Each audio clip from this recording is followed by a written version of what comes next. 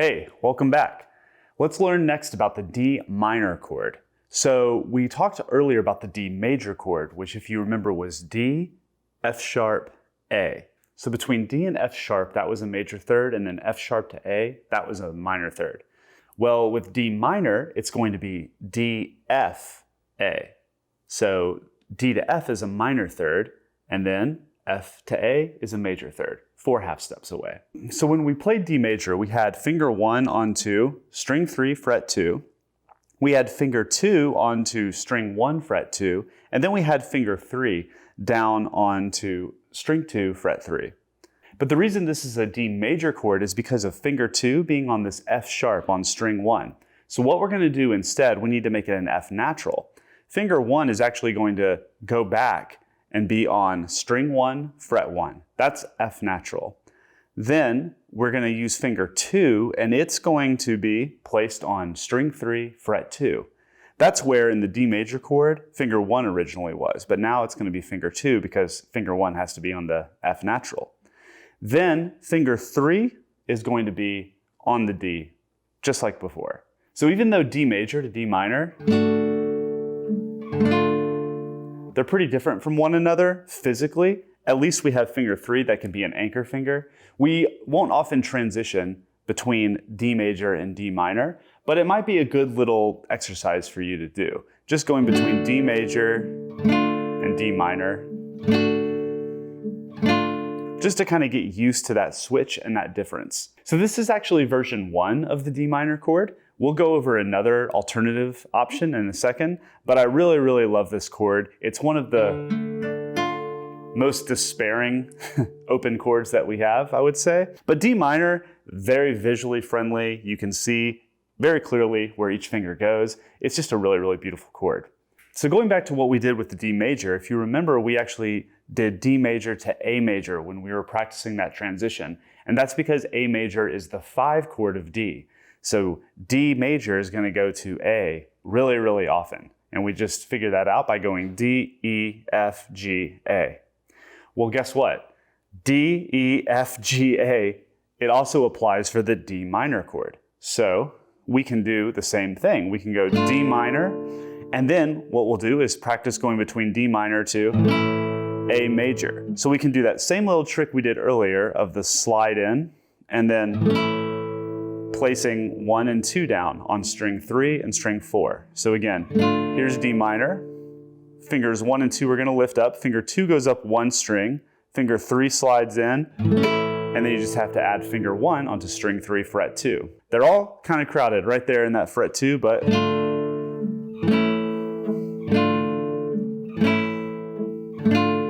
overall, not such a bad transition. But we could also do the stacked version of A major. Remember where it's 1, 2, 3 all in the same fret? And I kind of like the stacked version, especially going between D minor, because check this out. Not only do we have the guide finger, finger 3 that can slide right in, but finger 2 is already right where it needs to be on string 3, fret 2. So then all we have to do is lift up finger 1, get it up on string 4, fret 2.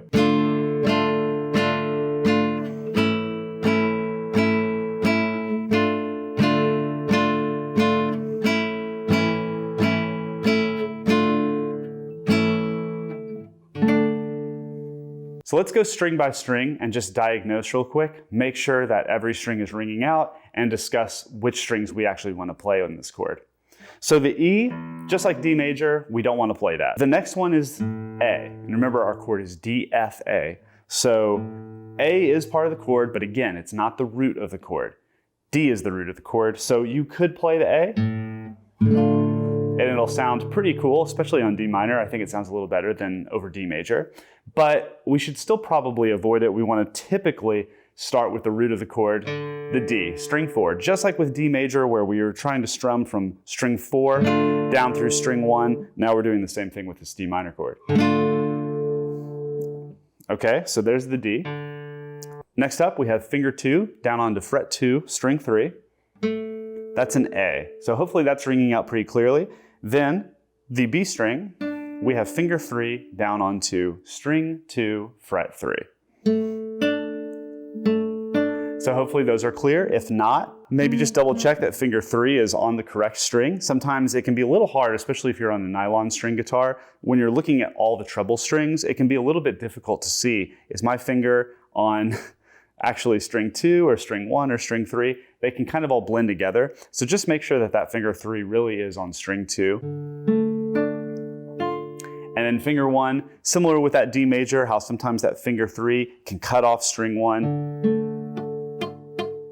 We can get that sound. That's another sign that finger 3 is interfering, cutting off string 1. So we want to watch out for that. Again, if your hand is going way out to the side, like this, just take that breath, exhale, even the hand out,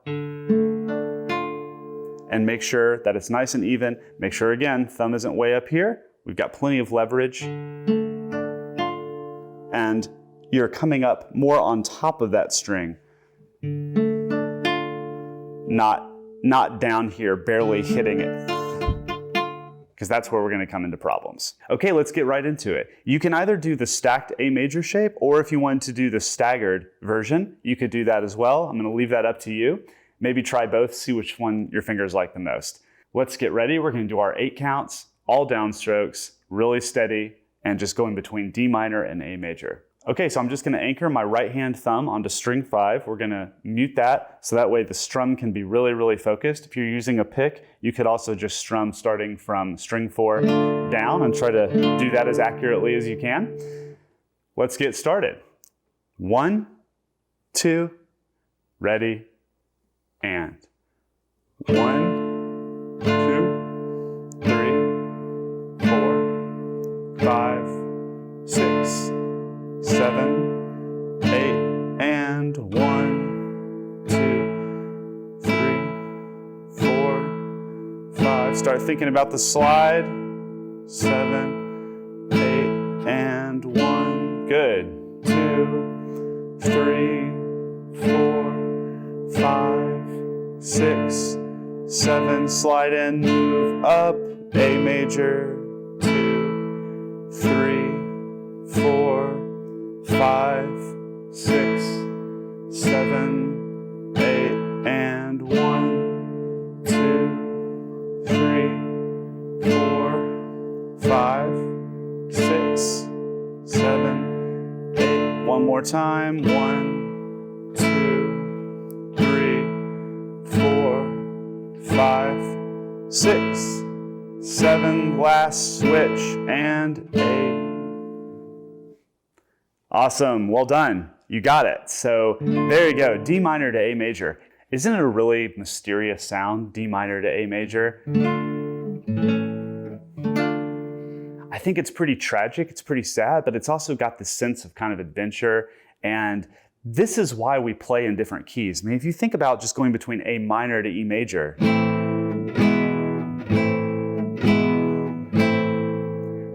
maybe you've played it so much at this point, it almost sounds like it's just sort of like, oh, that's the standard, that's kind of a little bit more basic or something. It's not really basic as much as it gives you a different feeling. You know, also on the guitar, these are all on the higher strings, so you're going to be compelled in a new way when you hear those higher strings ring out like that. It's really going to have a sort of a different effect than A minor to E major did, or any of the minor shapes that we've been playing. Okay, if you're ready, we'll go into the 6 count now. Maybe this time I'll mix it up and I'll do the staggered version of that A major instead. So here we go. 1, 2, ready, and 1, 2, 3, 4, 5, 6, switch. 1, 2, 3, 4, 5, 6, and switch. 2, 3, 4, 5, 6, switch. 1, 2, 3, 4, 5, 6, switch. 1, 2, 3, 4, 5, 6, switch. 1, 2, 3, 4, 5, 6. Last cycle. 1, 2, 3,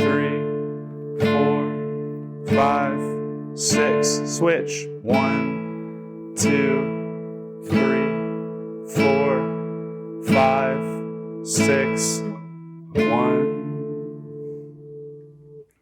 Awesome. So there you have it. That's D minor to A major, 6 count. And when you're ready, we'll go to the 4 count. You want to go for it? Let's do it. I'm actually going to go back to the stack. That just feels a little bit more comfortable for me. But again, feel free to do whichever one works for you best. Okay, so I've still got my thumb anchored on the string 5. And here we go. 1, 2, 3, 4. 1, 2, 3, 4. Switch. 1, 2, 3, 4. Switch. 1, 2, 3, 4. Switch. 1, 2, 3, 4. Switch. 1, 2, 3, 4. Switch. 1, 2, 3, 4. Switch. 1, 2, 3, 4. Switch. 1, 2, 3, 4. And D. Awesome. Well done. So you just played it through 4. Continue to practice that. See if you can get it down to even 1. I think, again, with that stack, it's so awesome that we have an anchor finger that can stay down. Finger 3 can just very easily slide over. So I love that stacked version of the A major chord for that reason. But you might remember at the beginning of the video, I mentioned that there's actually a different way of playing the D minor chord, of version 2. And when we play classical guitar especially, you're going to come across this alternate version pretty quickly. So let's just really briefly look at it. We're going to put down the full D minor chord again, but instead of using finger 3 onto string 2, fret 3, you're going to use finger 4 instead. And I know that probably feels a little bit unwieldy. I mean, we haven't even used pinky and a chord yet, so this might feel very, very strange. But the reason we want to do it is because if you recall earlier, I've always called finger 3 the problem child finger because it's so big, it's so bulky, it's very slow, and it's very awkward. So if we're going to go from like D minor to G7, for instance, the finger 3 is going to have a huge task ahead of it to jump accurately and quickly up to that string 6. So what a lot of times you'll come across in classical guitar is the pinky down on string 2 instead.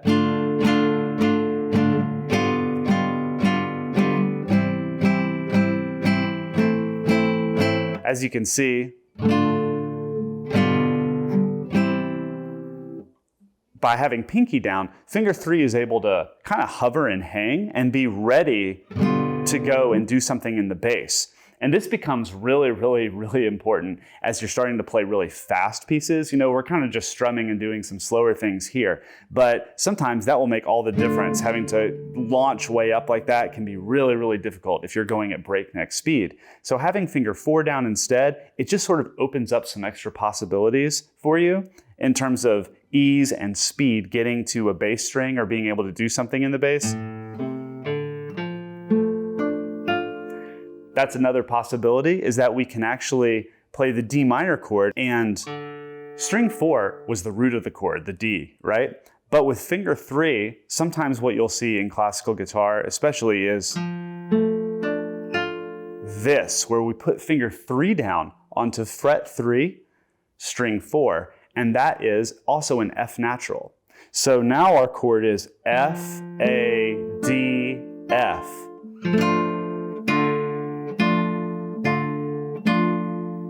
One of the most classic examples of that chord shape is in Aguado's Estudio in A minor. It's one of the first etudes I work on with students, and I'll just play that portion of the piece for you so you can hear it. That right there.